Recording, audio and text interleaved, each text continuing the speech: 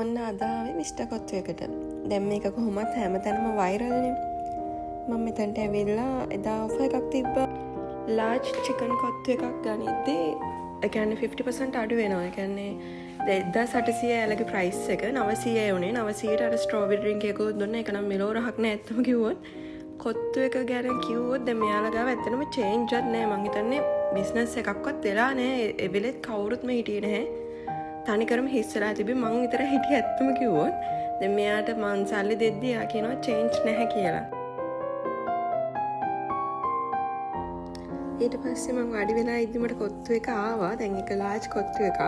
ඒක ඇත්තටම දුන්නේ තවත් ප්ලේට් එකකට තමයි ලාර්ජ් කොත්තු එක දුන්නේ. මං හිතුවා ලස්සනට ලොකු මේකක දෙයි කියලා බෙදා ගන්නවත් බෑ. ඒක බලන්න මම මාර අපහසුතාවෙන් තමයි ඔක බෙදාගත්තේ. ඒ ඉතින් වැටෙන්නත් බෑ. ටේබල් එකට වැටෙන්න වගේ තිබ්බේ. එයාලා එක දුන්නේ නිකම්ම ප්ලේට් එකක තමයි දුන්නේ. දැන් මම බොහොම වරෙන් ඔක දැන් බෙදාගත්තා. කොත්තු එක නම් මාර පෙනුමට තිබ්බා. ඒක පේනවනේ මාර ලස්සනට තිබ්බා. හැබැයි කද්දි නම් එහෙම ඇත්තම කිව්වොත් ලොකු රහක් නෑ ඉතින්. දැන් 900ට ලාර්ජ් කොත්තු එකක් දෙන එක ඉතින් වටිනවා. මං කියන්නේ දැන් එක දවසේ ඔෆර් එක තිබ්බේ. ලාර්ජ් කොත්තුවක් ගත්තම තව ඩ්‍රින්ක් එකක් ෆ්‍රී. දැන් 900ට හැමදාම මේ ලාර්ජ් කොත්තු දෙනවා නම් ඒක වර්ත් ඇත්තම කිව්වොත්.